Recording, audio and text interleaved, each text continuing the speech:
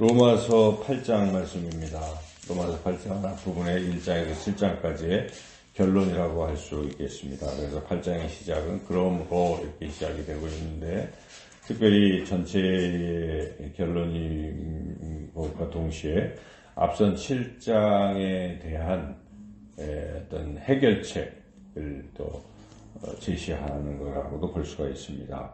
그래서 로마서 앞에 1장에서 7장까지는 예수 그리스도를 믿음으로 의롭게 되었고, 의롭게 된 사람은 하나님과 화평하게 지내게 되는 것이고, 이것은 모든 사람들, 예수 그리스도를 믿는 사람이라면 누구에게나 적용되는 것이다. 마치 아담 한 사람 때문에 모두가 죄인 된 것처럼 예수 그리스도 한 분으로 모두가 의인이 되는 것과 같은 것이다. 이제 그런 이야기를 했죠. 그리고 7장에서는 그런데 실제 이 세상을 살다 보니까 자꾸 이렇게 죄를 짓게 되고, 이런 것 때문에 마음에는 원이로되 육신이 약하고, 이런 속에 방황하면서 참 피곤해하는 것이죠. 그래서 바울은 앞에 7장에서 내 속사람으로는 하나님의 법을 즐거워하되 내 지체 속에서 다른 한 법이 내 마음의 법과 싸워 내 지체 속에 있는 죄의 법으로 나를 사로잡는 것을 보는도다. 오호라, 나는 곤고한 사람이로다. 이 사망의 몸에서 누가 나를 건져내랴. 이렇게 어떤 탄식이 있습니다. 그래서 이런 문제가 어떻게 해결이 될까? 예수님 믿으면 의롭게 되고 하나님과 화평하고 그렇게 살아가는 것인데 왜 실제 삶에서는 그렇지 못할까? 이런 고민, 바울이. 근데 그 고민에 대한 해결책이 바로 8장에 나온다는 것입니다. 그렇게 죄와의 싸움에서 하나님께서는 결코 우리를 홀로 내버려 두시는 것이 아니라 우리와 함께 하시며 싸워서 이기게 하신다는 것인데, 그분이 바로 성령 하나님이십니다. 우리의 죄를 사하시기 위해서 이 땅에 예수님을 보내신 것과 같이 또한 우리가 실제로 이 죄와의 싸움에서 승리하게 하시려고 또 우리 예수님께서 승천하시면서 보혜사 성령을 너에게 보내시니 그가, 이렇게 또 그분께서, 성령님께서 우리 안에 거하시면서 우리를 인도하시고 우리가 죄와의 싸움에서 승리하게 하신다. 이제 그것이죠. 그래서 8장은 바로 성령님에 대해서 말씀하고 있습니다. 그래서 흔히들 8장을 성령장이라고도 부릅니다. 8장을 전체를 쭉 읽어보면 성령이라는 단어가 무려 19번이나 나올 정도로 성령에 대한 이야기죠. 그래서 성령께서 우리와 함께 하시고 우리를 이기게 하신다 하는 것입니다. 그래서 요약적으로 1절, 2절에서 성령님이 우리를 어떻게 인도하시는지를 분명하게 말씀하고 있죠.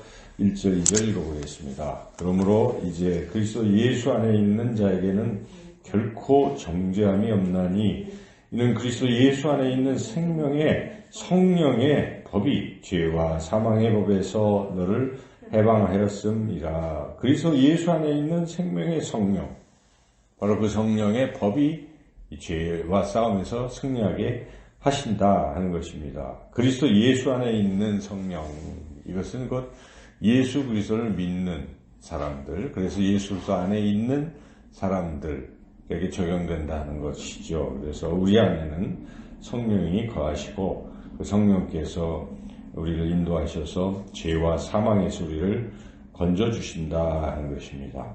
그래서 우리는 이제 승리하기 위해서는 우리 안에 거하시는 성령의 존재를 자꾸 생각하고 그분을 느끼고 그분의 음성을 듣고 그분이 우리를 이끄시는 대로 순종하는 것이죠. 그런데 성령을 무시하고 성령을 생각하지 않고 그냥 내 생각, 그게 이제 육신이라고 지칭을 하고 있는데, 그냥 내 생각대로만 살아간다면 그는 그리스도인이라고 보기가 어렵습니다. 바로 성령의 인도하심을 받는 사람이 그리스도인이고 성령의 인도하심을 받는 사람이 하나님의 자녀라 하는 것이죠. 그래서 여기 분명히 그리스도 성령으로 인도함을 받는 사람이 하나님의 아들이라고 14절 읽어보겠습니다. 무릇 하나님의 영으로 인도함을 받는 사람은 곧 하나님의 아들이라. 그래서 우리가 성령을 무시하는 사람, 성령을 느끼지 못하는 사람, 성령을 믿지 못하는 사람은 그리스도인이라고 볼 수가 없습니다. 그래서 우리는 곧 예수님을 믿는다는 사람은 바로 우리 안에 성령님이 계시다 하고 성령님과 항상 교제하고 교통하며 사는 것이죠. 그래서 우리가 주일 예배를 드릴 때마다 마지막 축도의 마지막 부분이 무엇입니까? 성령의 교통하심이 너희 무리와 함께 있을지어다. 성령의 교통. 그러니까 우리 항상 성령과 이렇게 살아가야 우리 삶에서 죄를 이기고 그리고 승리하는 그런 삶을 살아갈 수 있다는 것이죠. 그래서 성령을 따라 사는 사람은 생명과 평안이 주어지지만 자꾸 자기 육신의 생각만 따라가면은 결국 그 끝은 사망이다. 6절에도 육신의 생각은 사망이요 영의 생각은 생명과 평안이니라. 그러므로 우리가 성령을 따라 살아가야 한다 하는 것을 바울은 여기에 이제 분명히 말씀을 하고 있는 것이죠. 그리고 이제 두 번째로는 성령을 따라 살게 되면은 결국은 어떻게 되는 것인가? 미래의 영광에 이르게 된다는 것을 후반부에 말씀하고 있습니다.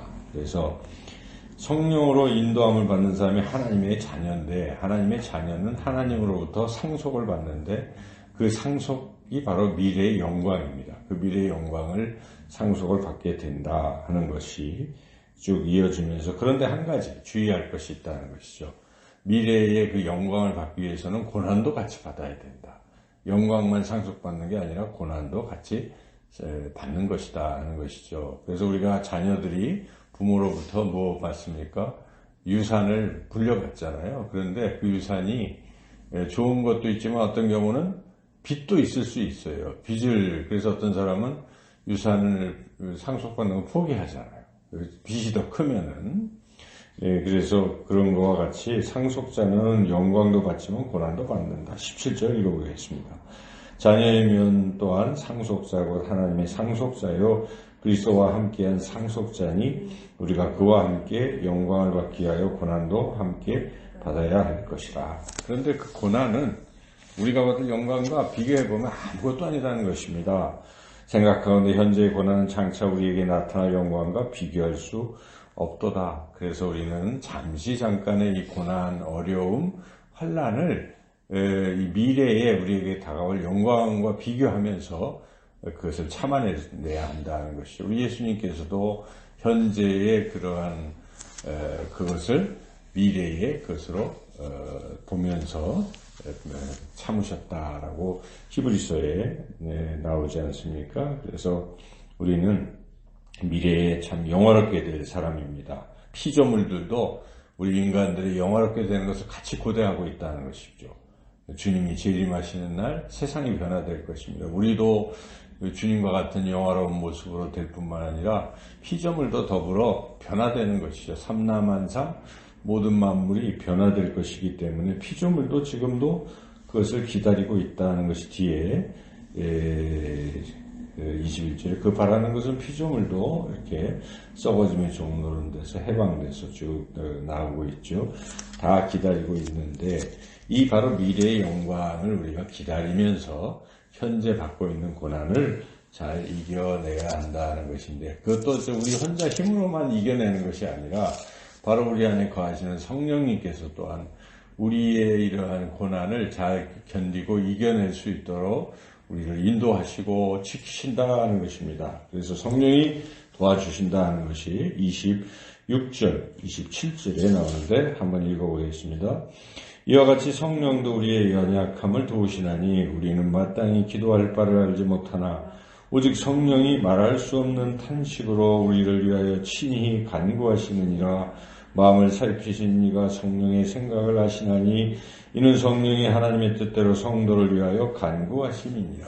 성령님께서 우리를 죄와의 싸움에서 이기게 하실 뿐만 아니라 이 고난도 미래의 영광을 바라보며 살아가는 우리에게 닥쳐오는 여러 가지 사탄 마귀의 그러한 주는 괴롭힘도 잘 견디고 이기게 할 수 있도록 기도하시고 도우신다 하는 것입니다. 또한 성령뿐만 아니라 성부 하나님 아버지께서 그리고 예수 그리스도께서 삼위일체 하나님 우리를 도와주신다. 그래서 28절부터는 이 도와주시는 걸 쭉 이야기하는 것이고 29절 30절은 특별히 우리의 모든 과정을 하나님이 섭리 가운데 하나님께서 도와주신다는 것이죠. 그래서 우리를 하나님의 자녀 삼으시고 우리를 의롭게 하시고 또 또한 우리를 영화롭게 하신다. 다 하나님께서 다 하신다. 하나님의 섭리 가운데 이 고난도 이기게 하시고 영광을 이루게 하신다 하는 것을 바울은 다시 한번 말씀을 하고, 그리고 31절부터 39절까지는 이 모든 과정에 환난, 공고, 핍박, 어려움, 죽음, 그 모든 과정에서도 하나님께서 우리를 붙들고 계신다. 그래서 이 고난의 터널을 지나게 하신다.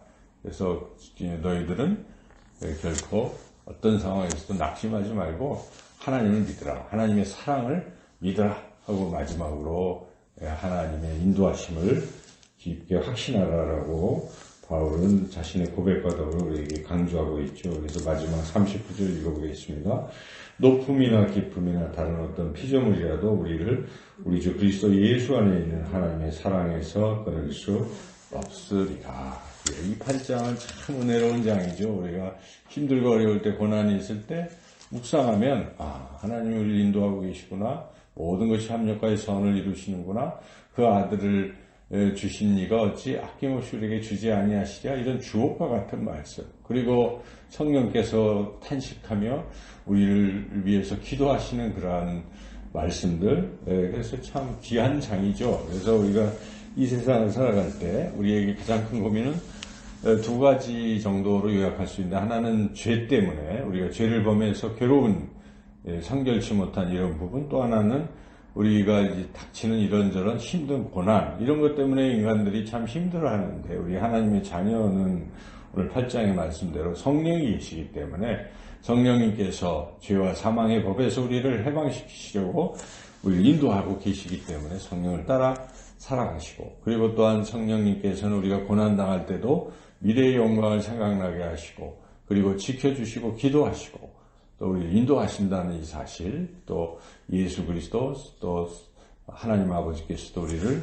계속 섭리하고 인도하신다는 이 놀라운 사실을 우리 마음에 늘 간직하시고, 오늘도 성령의 인도하심 따라 고난을 이기시고 또 승리한, 특별히 육신의 몸의 행실을 죽이는, 그래서 성령을 따라 살아가는 복된 하루의 삶이 되시기를 주님의 이름으로 축원합니다.